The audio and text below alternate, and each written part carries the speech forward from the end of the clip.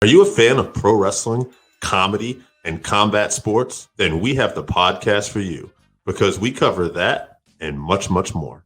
Do you like to debate with your friends? Do we have the perfect segment for you? It's the 531, where we take any given subject, break it down to a top 5. From there, we debate it down to 3, and then into that number 1 spot. If you want to get a hold of us, find us on our social medias. Search Working Fans Podcast on any major social media platform. And if you want to find the podcast, search for us on any major podcast platform, as well as YouTube. Working Fans Podcast. We put in the work so you don't have to.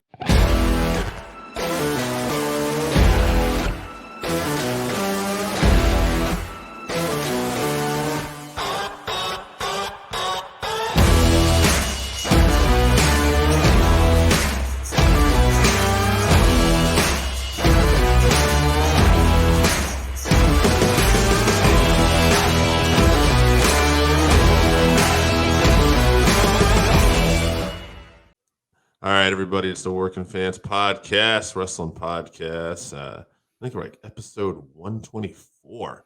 Man, Oof. we are putting in that. So That's because we put in the work, so you don't have to. we hit him with it at the end. Come on now. Top 5 storylines of the year. This was not an easy one. No, well, yeah, I think we both know who we probably think is going to be the winner, but it's interesting because I was just saying, like, for me and you personally, I don't think of, like, I like storylines. Obviously, wrestling's all about story, but I don't really think about storylines in a moment. I think about, like, the feuds, like, And the culmination, and yeah. well, storyline and feud to me is the same thing. Storyline and feud is kind of the same thing, right? So I guess I just don't think about it in terms of, like, storyline. I think we don't think about it as storylines. We don't think about it as storylines because we don't think of it as a soap opera. We think of it more as the actual action. It's and, real. God damn yeah, it. what culminates to it. It's still real to me. Oh, I love it. So real. But when you're in the moment, you don't think about the fact that there's literally people in the back that are drawing up these storyboards and are coming up with these storylines ahead of time. Sure. And I mean, the wrestlers obviously, at least definitely in other places, probably pitch in for the most part and stuff. Yeah, as long as you're not in the WWE, you definitely get to pitch in. For the most part, yeah. I was going to say. I mean, I bet you Roman probably has some say. Yeah, no, if once you get to it, we both know that once you get to a certain level, you get to pitch in. But there are certain levels where you just want to keep your mouth shut and do what they tell you to. I'm going to read my list to start off. Sure. I got Hangman chasing after the belt. Really? Yeah, I'm just going to start off with it. Way to bring the big one out first. I got Punk returns.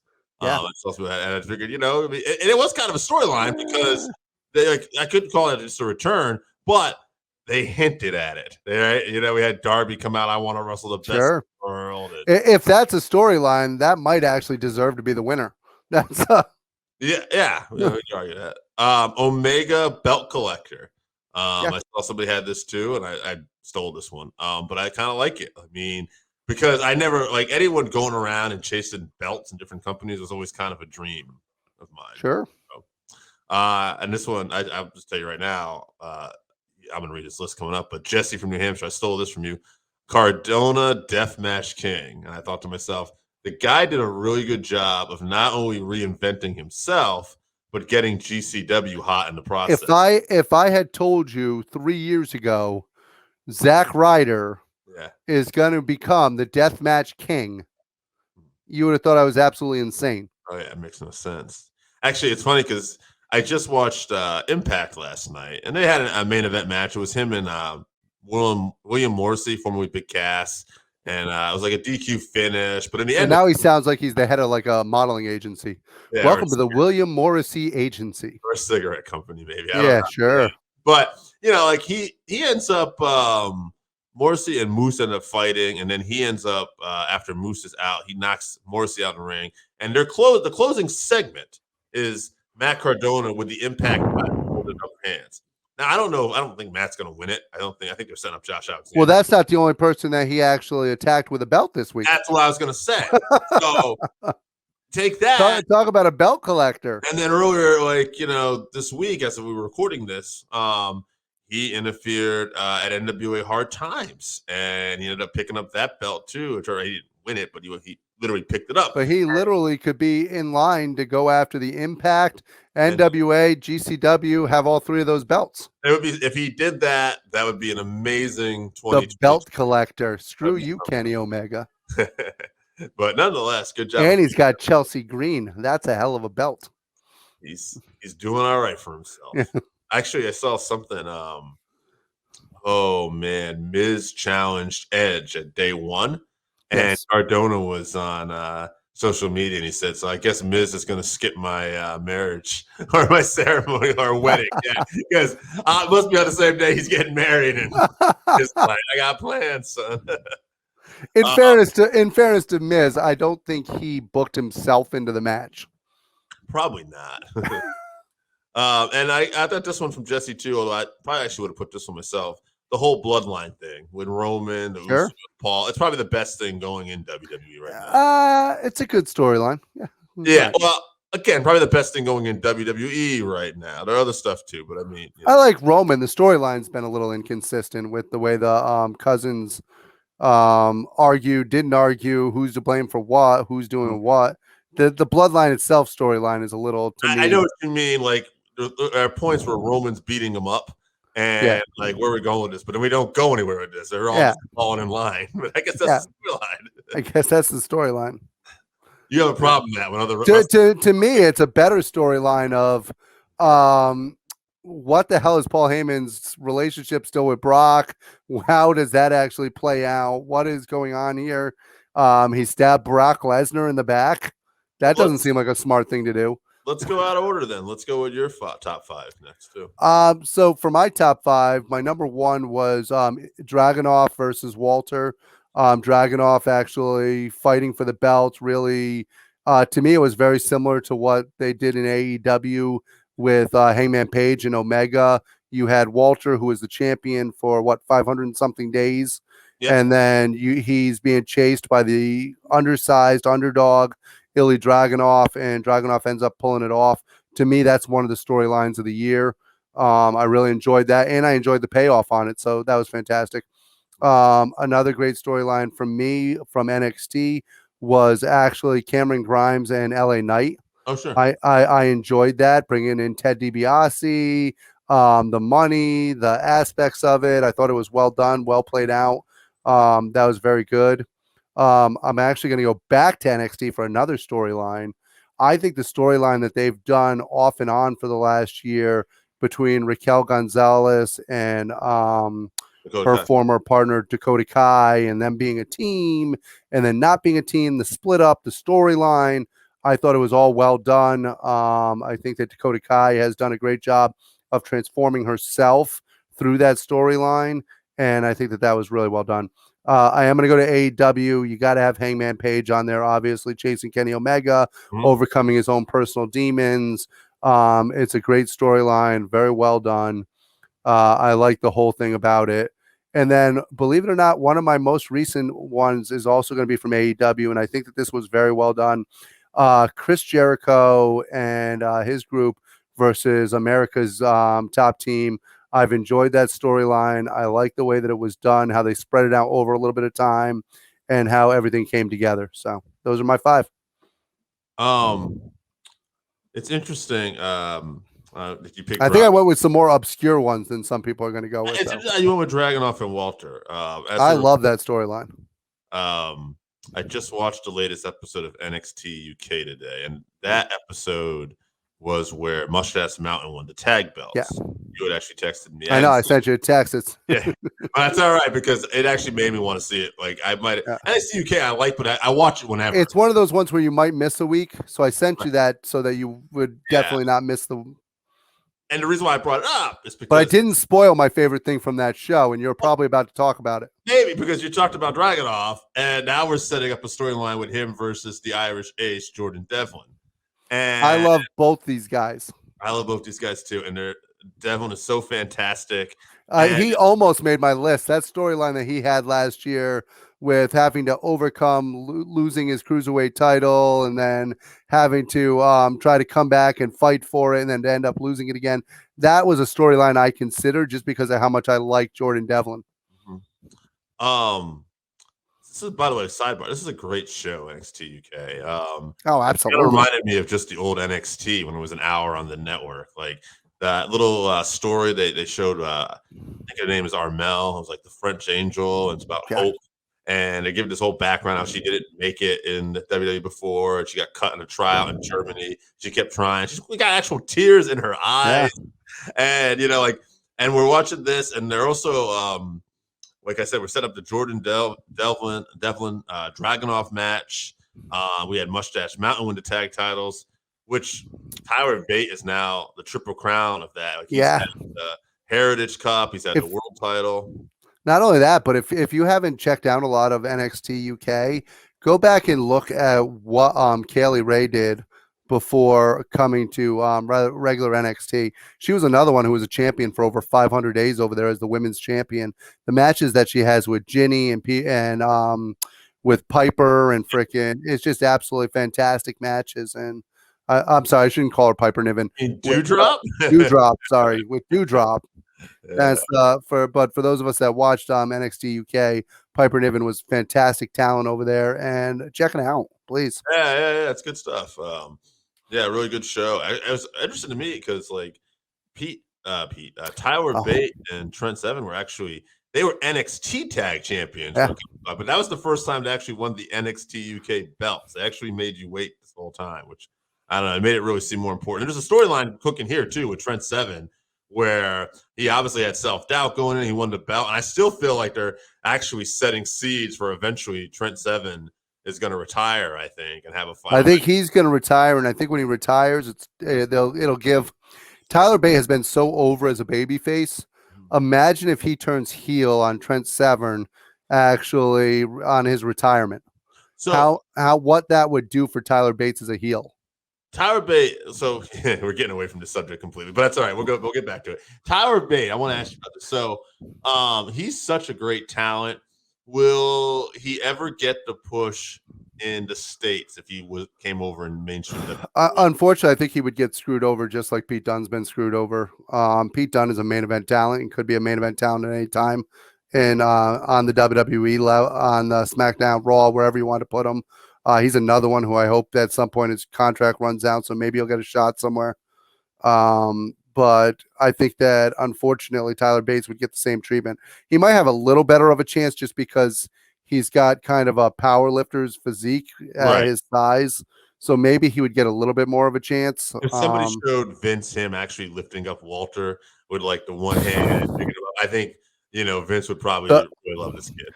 The problem is there's only so much room for little guys with power on the roster, and we've already got one who's an Olympic gold medalist there. So it might be hard to. They don't even seem to give a shit about Chad Gable. Yeah, so. I don't even think Vince knows Chad's still on the roster, or he might get cut. I got Jesse from New Hampshire's list. Let's get back on track here. He's got Cardona, Deathmatch King again. That's a good one. He had the Reigns bloodline. I also stole that, but he also has CM Punk's return. We had that the same, but that was actually not on purpose. Punk versus MJF, which is great. It's just such a new storyline. I didn't want to include it in there. It is a good storyline. It is in this year, but I think that it's going to carry more into next year. And then he's got Danielson's American Dragon return. Also very good, too. I like that. It's just, to me, if you're going to go with a storyline with Danielson, the way he's working his way and beating the shit out of the freaking Dark Order and the way he's turned heel, to me, is a bit better storyline than his entrance. No problem. Yeah, I really do enjoy his heel turn right now. Everything he's doing. I love his heel turn. Yeah. The only thing that I regret is he hasn't had a chance to stomp a hole in Anna Jay. She seems to really want to get in there and actually mix it up. Tell me that would not take him over the top as a heel. It's funny. I said I wouldn't be mad. Like, I'm agreeing with you. That's not what I'm about to say. I'm no selling you, but I wouldn't be mad if Danielson won the world title. He will eventually. Yeah, but I mean, like, even now, like, it wouldn't bother me as much. Like, I like Hangman, but I don't know. Yeah, but how many storylines does Hangman have? I don't. You know what? I hope Currently, how many storylines does Hangman have? Right. I don't know. Now, here's the big money draw, and here's something that could happen. CM Punk has said now that he's interested in going after the title. Danielson beats Cowboy, and then freaking by cheating, obviously, the whole crowd's going to be even more pissed off at him because everybody wants Cowboy to be the champion.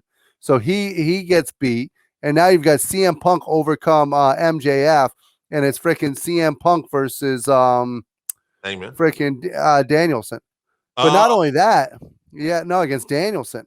And now you've got babyface CM Punk versus heel Bryan Danielson in a mic war. That's absolutely insane. I would like to point out something on the last show, and I know this is off topic. Right. MJF recording because we are going to be a little behind by this, but go ahead. Yeah, MJF. When this is going to obviously drop at a different time, but MJF, when they were in Long Island, he definitely planted some seeds and showed what the crowd reaction could be like if he turned babyface. Oh, sure. And he could definitely at some point turn babyface because he's that good of a heel.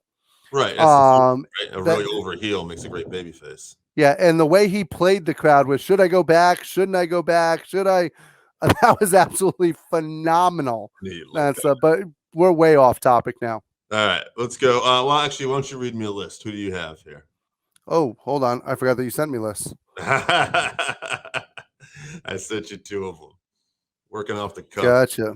Well, I've got Mrs. St. John's baby boy, and he's got Hangman finally beating Omega. He's got Omega, the belt collector. Edge versus Rollins, which is one that almost made my list. But I got tired of the feud, to be honest with you, and that's why I didn't make my list. MJF and Jericho, Labor of Jericho. I thought that was well done. That's a good one. Big E winning with the Money in the Bank, winning it, and then ended up cashing it in. Another good storyline. A lot of those came close to my list, but just didn't make it. All right, I'm going to give you Randy Osgood's list. Randy and friend, actually. I'll give you both this list. Randy brought a friend. Wait a minute, Randy has friends other than us? Yeah, Randy's got Anthony Laterra. I'll start off with Anthony Laterra's list, too. He's got CM Punk coming back to Chicago. Roman Reigns versus Jey Uso. So it's very specific on that one. MJF and CM Punk. Adam Cole's debut in AEW. This one is more of just a match to me. Bryan Danielson versus Omega. But I mean, there was a little bit there. Then I'll go to Randy's list. Randy's got the Forbidden Door, which isn't a bad one. I didn't think about that, Ring of Honor Wrestling going out of business. That's shoot, brother. CM Punk making his return after 7 years. WWE recently releasing so many wrestlers this year. And Matt Cardona with GCW, which I would think will qualify under the Deathmatch King, like Jesse's talking. So,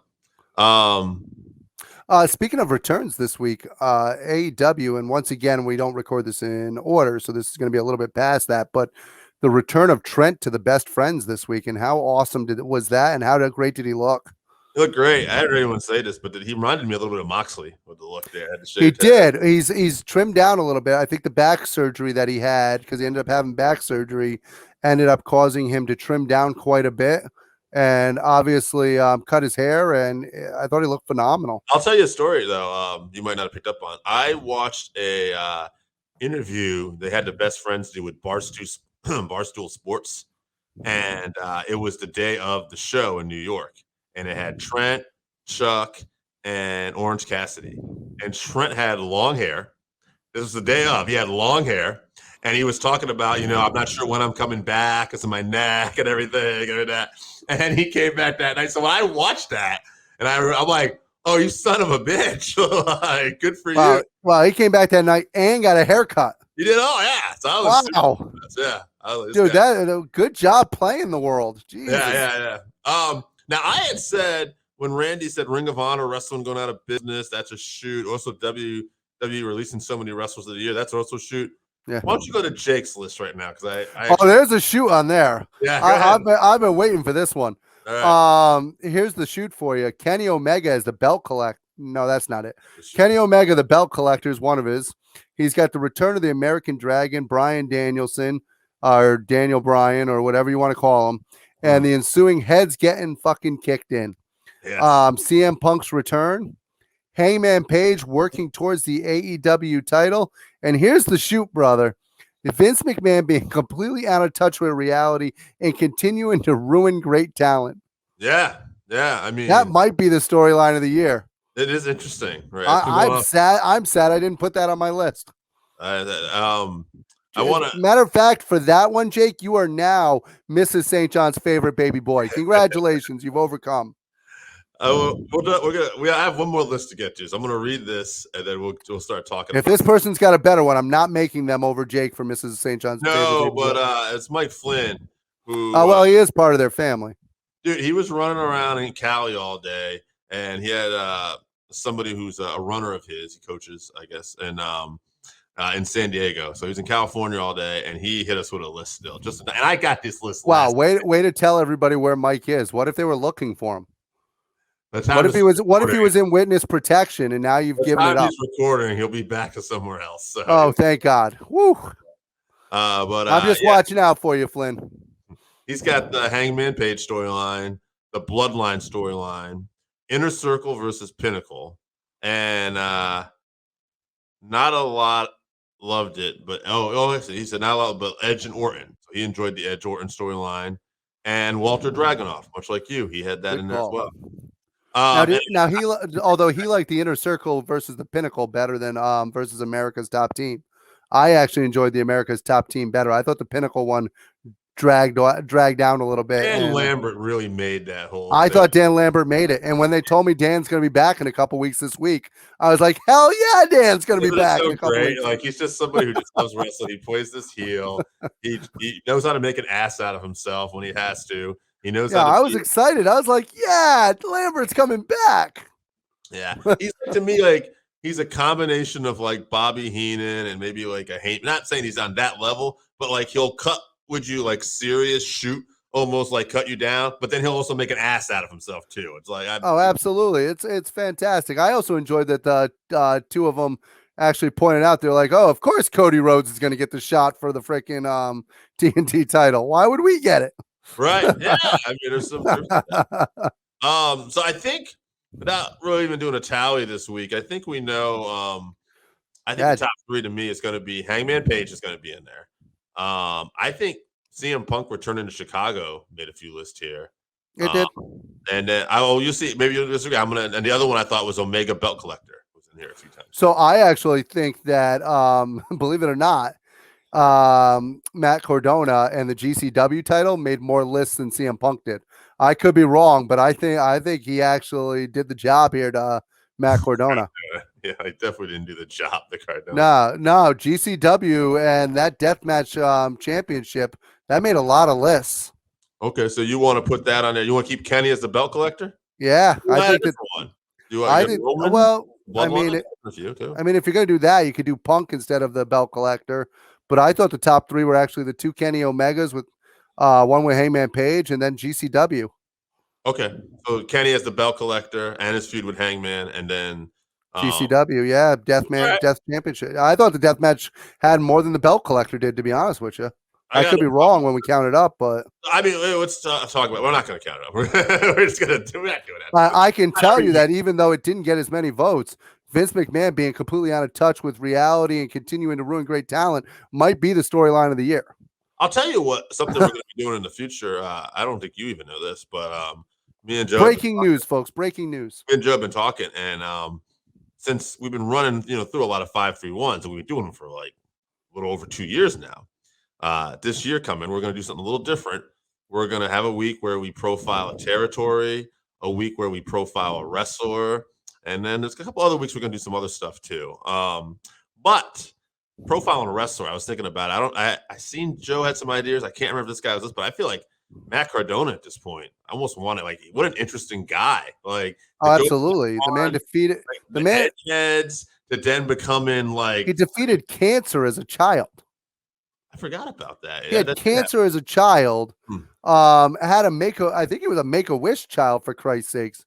And then he actually ended up living his lifelong dream of making the WWE, which ended up being a nightmare. And then think about all he did with the storyline. What was it? Long Island freaking iced tea or whatever he was there. He was one of the first YouTubers. Yeah. Oh yeah. Social media. He was one of the first people to really use that. He made a huge name for himself to a point where the WWE couldn't ignore it, and then they got pissed off and just didn't use him anyways. Okay, I wanted to clarify this story because I wanted to make sure. Yeah, so it doesn't say anything about Make-A-Wish, but it does No, say. I didn't think he was actually a Make-A-Wish kid. Yeah. That was just, But it said while in high school, he overcame a form of cancer that had started in his foot and spread to his lungs. He was forced to. I mean, do you know how far cancer has to go to get from your foot to your lungs? He was forced to miss the year of school. That's pretty serious. Yeah, Butcher Report. Zach Wright talks about his battle with cancer. Okay, so yeah, it's in a few things here. So that, yeah, I mean, the guy's a hell of a comeback story. Like you said too, like he really got over with the fan base, and really it kind of made WWE get a bad look because they did give him the U.S. title, but then they never completely pushed him. They would only go so far. Yeah. They even gave him what's her name there, the one who ended up marrying one of the Gracies. Oh, Eve. Yeah, they gave him Eve Torres there for a little while as a sidekick, and then completely had her turn on him and jobbed him out to Kane. Kicked him in the nuts, I think. Yeah. That's the WWE does not care what fans think. Yeah. I think they even wanted to run a segment with him after he was already cut with Chelsea Green and asked if it was all right they could use his house for his pool. Yeah. He was a little pissed off about that too. They're like, we want to do a segment with Chelsea Green. Do you mind if we use your pool for it? Right. Poor guy. we know we just cut you. Yeah. but seems right. So I'll tell you what, just on that, Cardona, I'll even put him over the Belt Collector. We'll put him at a number 2. I can't wait till we talk about him at some point a little in depth. However, to me, the Hangman Page storyline, it's not only just a storyline this year. This thing has been going on since the inception of AEW. Like this whole battle with his self-esteem. And it's such a tricky thing to kind of maneuver because if you don't do this right, he can look like he's a wimp and nobody's going to like him. But he did it in a way where he walked that line where he was still winning matches, but he would lose the big one. But he was so close. Yeah, if you did it wrong, it just ends up looking like Brian Myers. Now that's just not necessary. Although I don't know if we're going to be doing anything on Brian Myers, but maybe we will. So I think here's something we should think about doing for the end of this. I think that overall we're very positive. We're very positive. I think you can agree with that show. For the most part, we talk about the things that we enjoy. We don't really stop a mud hole in too many things. I think maybe it's time we start discussing the shit that goes wrong. We'll see. We'll see. Yeah. We could have something. Yeah, maybe that. I think people might want to hear a little bit more about that shit that doesn't go right. So, but on that note, we are going to pick Hangman Page as the. Oh, absolutely. Yeah. Hangman Page. They played it out all year, maybe a little bit into last year, quite frankly, and they made us feel horrible for this guy. Everything he had to overcome, everything that he had to fight, all the obstacles. He went and had a baby. That's not easy to become a champion after having a baby. He got his figure back right away, though, so he looks good. But it was a great storyline. It played out for a year, and it deserves to be storyline of the year. Yeah. I actually kind of thought about Becky Lynch. That's pretty impressive. It's like with the shape she's in. Oh, are you kidding me? She looks fantastic. Almost like her husband, boyfriend, whatever he is now, Seth Rollins, runs a CrossFit gym. Yeah, apparently they work out together, I'm guessing. But on that note, Hangman Page, storyline of the year, folks. And thanks for stopping in. Fans, welcome to Working Fans Podcast. We have a special interview for you tonight. We are interviewing author Vinny Berry. Fans, tonight we welcome a very special guest. You know him when we talked to him last year about his book, Lance by Chance. This year, he's back with a new book, The Pro Wrestling Vault, Volume 1. We are here with the great Vinny Berry. Vinny, how are you doing today? I'm doing great. Thank you very much for having me on. Vinny, like Joe said, one of the last times we talked to you, you were in the thick of it with Lance by Chance. The book was just coming out. How was that experience overall for you? You know, that experience was really, really well. It was my first book, first time to write a book, first time to, produce it and market it. And, we did really well. We did so well that my wife gave me the green light for number 2. So, yeah, it was definitely a learning process, but, coming out and doing, podcasts such as yours. And, I've gone to some live shows, after the restrictions lifted a little bit, went out some live shows, and still there's people out there that haven't heard of it. But I was talking to a guy in California that he heard of the book, but he didn't know it was me. He's going to have me on his show for the new book. And I asked him if he had heard of this one or the Lance book. And he said that he did. But he didn't put 2 and 2 together. And so, there's still people finding out about it, but it's good. I just have a feeling that it's gonna, it's still moving, I'm still selling copies of it too. So, just not like I was in the very beginning, but yeah, it's still moving out the door. Now, what lessons did you learn from the book? Like, what did you take away from that whole process of writing, marketing, and selling the book? Well, you have to be on top of it. You have to, it can't be, it's like a full-time job. You have to do A, B, and C, and D. There's a lot of following through with it. I've learned that formatting a book sucks, and it's not as easy as people make it out to be. I've had some people help me with that process, but I love writing, and I've been writing for a long time. Since I was a kid, right? It's just now I'm putting my work out there. So, it's one thing that I've learned is to slow. I've really had to kind of slow the process. Like last year, I got the books, Lance books. Next day, I'm marketing, right? This year, I got the books. I waited about 2 or 3 weeks before I started that process, so I got things in order, and I have to watch myself. I have to kind of slow my roll a little bit, but I want everything, everything. I'm like that with everything. If it's ice cream, dude, I'm like that too. The book is out and you just want to start selling it.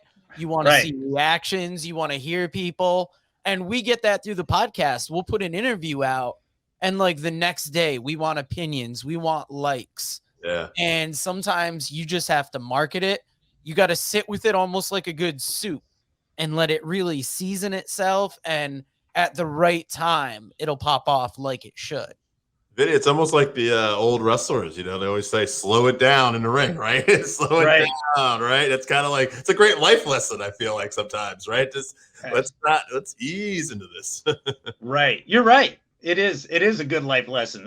I'm still working on it, but I'm getting better. I promise. Now, I was messaging you when I heard the Lance book get brought up on the Booking the Territory podcast. And Lance Peterson was even saying that he read the book. And to me, that was wild to think that somebody that we talked to, that we knew, that wrote a book, got to see it on that big a podcast platform. It must have been good for you to see that too and get that recognition. You know what I liked is that I was skeptical of those guys to read the book. Because I know, the websites or the Facebook pages that they I guess favor or visit and I visit them too. But super I know of Lance. Yeah, they're super critical of Lance, and they know, it's like those Facebook pages know everything about the Von Erichs, and so whatever you put out, they're going to either argue or debate or whatever. And you know what? They appreciated the book, and they thought I was spot on with a lot of stuff. And, that was the whole idea, right? I didn't want to put out something that people were going to, I mean, it wasn't just one person telling me the story. I verified, I talked to about 11 people, the young bloods, Mark Lawrence, David Manning. He was a really, really good source. And, Steve Casey, a bunch of people. And so, when we got this thing, all this information together and put it out there, if I had 3 people saying one car was blue and one car was red and one car was, that car was green, I didn't write about that car, if you know what I'm saying. I just took that story out, because if it didn't match up, but if 2 people said it was blue and one guy said it was like a light gray, we went with it, and that was the whole premise of the book, and I got conflicting stories left and right. And there was stuff I wanted to write about, and I was like, I don't feel comfortable writing about this because I don't want to put out BS. And, people who've read the book, they're pretty, a lot of people are surprised by the book, and I was very proud of the book. And, if you want the Lance Von Erich book, it's at lancebychance.com, and you can still get a signed copy by Lance Von Erich himself. There you go. Hey, actually, one more question. This is maybe about that book and your current book, The Wrestling Vault. I'm just kind of curious, because you had mentioned COVID. Did that end up giving you any issues or anything you had to deal with either book? Because of the timing and everything in the middle there. Yeah, it hit right in the middle between the books. Well, I think because of COVID, I was able to finish the book, because I had like about 6 or 7 weeks that I was stuck, and I couldn't go to work, so, I just told my wife, I said, you know what, I'm just going to write this book. And I pretty much finished it before I went back to work. And then we're just cleaning it all summer, I just sending it to somebody else and reading it to somebody else. And we're just cleaning. So we did that process all summer, but it was pretty much written before I went back to work. So that 2 months off from work really, really helped. Going to live events, that was a problem, because, I wanted to get out in the public and, amongst our people, right? Amongst wrestling fans, because when you go to a wrestling show, that's where they're all at. So, I wanted to get out there, and, I was able to do that a little bit this year. I went to about, I think 4 or 5 wrestling events. Nice. But I've got to drive, I mean, I live on the bottom of the state of Texas. So, San Antonio is about 3.5, 4 hours, Corpus Christi is about 2.5 hours. Dallas is about 8 hours. Wow. It's not an easy drive for me. And they have some shows down here where I am, but they're, few and far between.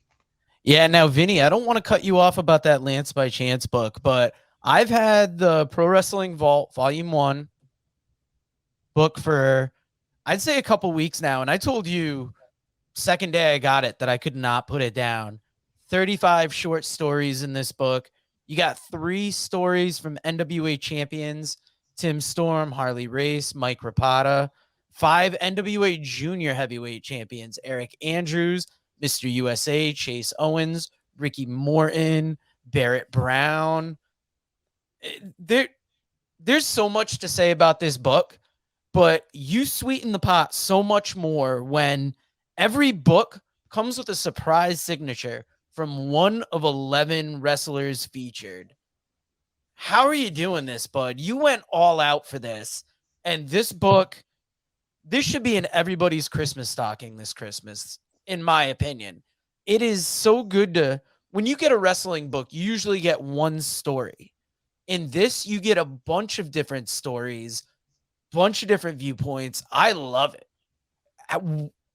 How did you decide to write this book? Well, I appreciate you complimenting it the way that you did. I'm really proud of this book. I felt good about putting it together as I was doing it. But this wasn't the book I was going to do. I'm not going to tell the whole story because, but I wanted to write a story about different promotions across the United States that were affected by COVID, right? But I was talking to my friend John Paul LeBlanc, who all hit, most of the pictures in the book belong to him. He's a photographer in the Gulf Coast of the country here. And he said, well, you should take that story idea and do it down here in, the Gulf Coast. And, the story just kind of stalled. It just really wasn't going anywhere. And I decided to take the stories from my website, put them in the book. John told me to put the pictures in the book. So, it was kind of, he wanted to put Gulf Coast in the title. And I felt like if we did that, it was going to pigeonhole the book and it was going to mislead some people, because there were some people I was talking to when I told them, oh yeah, it's called Gulf Coast and da-da-da. And they were like, oh man, yeah, because I want to learn more about this guy and that guy and this guy and that guy. And I was like, hey, those guys aren't in the book. So we kind of had a postponement and we changed the title. We called it the Pro Wrestling Vault, and we put 35 short stories in there. I went through his pictures. I selected what I wanted to put in there. I got lost going through his pictures. He has over 10,000 pictures. I mean, there's a great picture section in this book. There's a variety of promotions.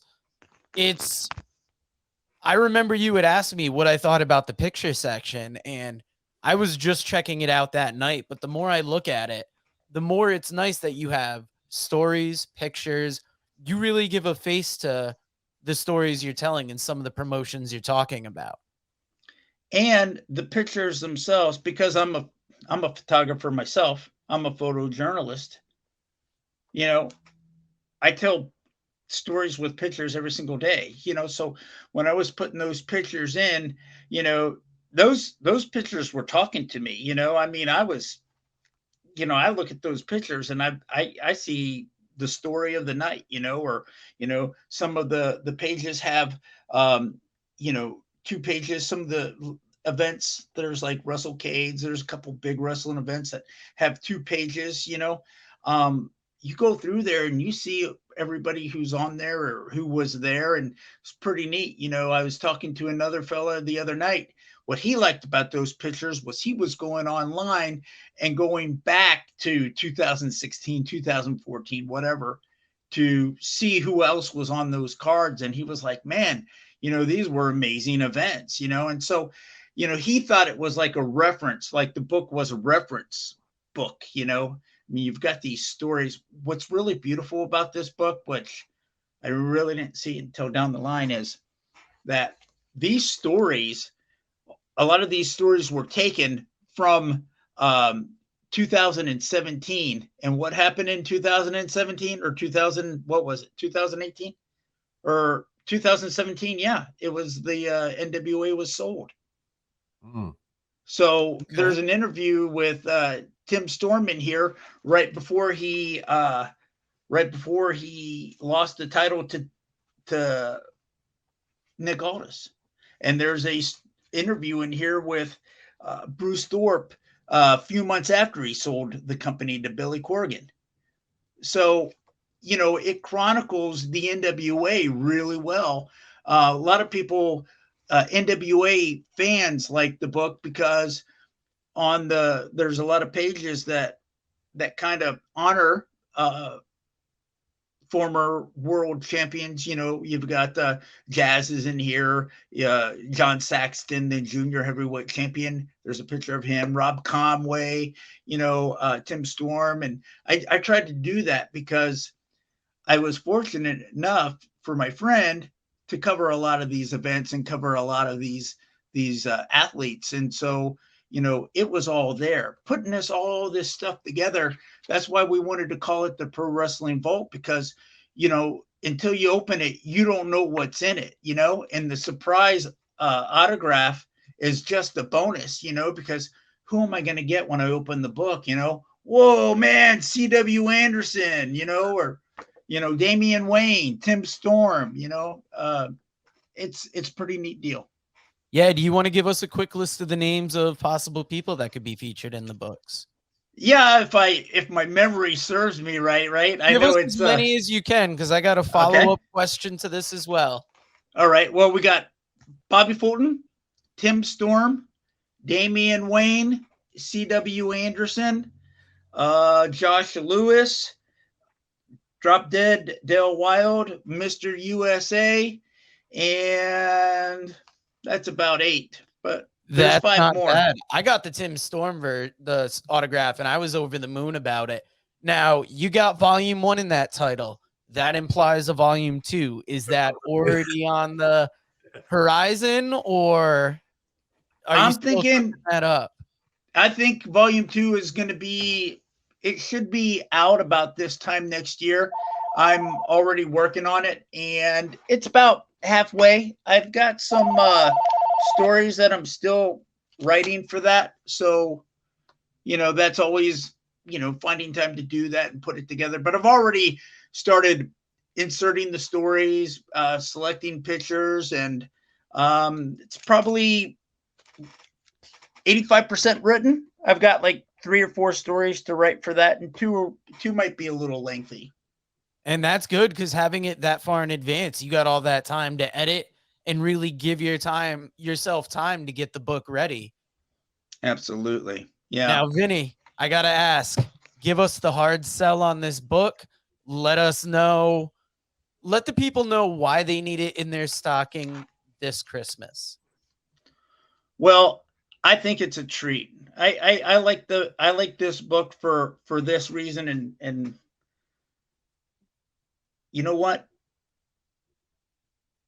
It's not just one person. I've gotten so many compliments about this book. Is like they're telling me they like the book so much because it's not the same old wrestling book that they're seeing. I didn't recreate the wheel here. Compilation books have been forever, right? But I haven't seen one in wrestling for a while. And when I was putting this book together, it was like, what is it that I want to see? And this is, hey, if you commute, if you ride on a bus back and forth to work, you can read 2 or 3 of these stories, get off the bus, go to work, come back, read 2 or 3 more of the stories, get lost in the pictures. The who's who of wrestling is in this book. There's pictures of almost anybody you can think of. And I think the interview of Bill Dundee that is in this I read that today, and that was so good. There's so much knowledge in that short interview that it doesn't feel like a short 2-page thing. Like, I feel like I listened to him talk for minutes about his honest opinions on the business. Probably one of the best interviews I've conducted in my 20-year career of interviewing people. Probably. That's amazing. Now, Vinny, let the people know where they can buy the book, and let us know anything else we need to know before we let you go for the night. All right. Well, you can get the book and order the book at lancebychance.com. Every book comes with a surprise signature. That is until supplies last. Also, too, I don't know if I mentioned Bobby Fulton. Yeah, I did. I did mention Bobby Fulton, but Bobby Fulton's in there. Chris Michaels is in there as well. Tim Storm. And there's a Chris Michaels right there, if you can see. There's Damian Wayne. Damian Wayne, that guy's been wrestling for 20 years, been a 3-time national NWA champion. The dude is tougher than a $2 steak. And great dude. And I'm going to have him on my podcast here probably after the turn of the year. But he was really, really appreciative to be a part of this project. He wanted to, he was so thrilled that I wanted to put him in the book. Josh Lewis was thrilled that I want to put him in the book. And what I think people are going to get when they read this book is they're going to get a little piece of everybody. Chaz Taylor. Chaz Taylor shares a story with about, I'm sorry. Taylor. Well, he talks about his dad, Tugboat Taylor, but he also talks about Owen Hart, and he talks about how that affected him. And Sir Mo tells the story about how he helped Nelson, who was Mabel, live on a straight life, and how they wanted to help other people, avoid life of crime and stuff like that, and so, I think people are going to get a little bit of each of these people that are featured in the book. They're going to walk away like they felt like they know these guys a little bit better, and they're going to see all these different pictures and discover a lot of wrestlers on the independent scene that have been grinding it out on the independent scene for years that haven't got the exposure that they really deserve, And one of my I was talking to somebody else, and they were saying, yeah, I'm the people I didn't know. I was going online, I was looking at them, and I was looking at them on YouTube, and I've been hearing that, they're like, wow, you're writing about people that nobody else writes about. And those are the compliments that they're giving me, that they're good. They're I guess they're glad to see other wrestlers out there get a little spotlight on them, and I'm glad to do it because I love wrestling so much. I'm not able to do it, right? So I respect the fact that these people can, and I think they deserve their time in the sun as well. 100%. Now we all do it for our love of the business. Vinny, thank you for joining us. And everybody go out to Wrestleville.com and buy the Pro Wrestling Vault Volume 1. Yeah, and just so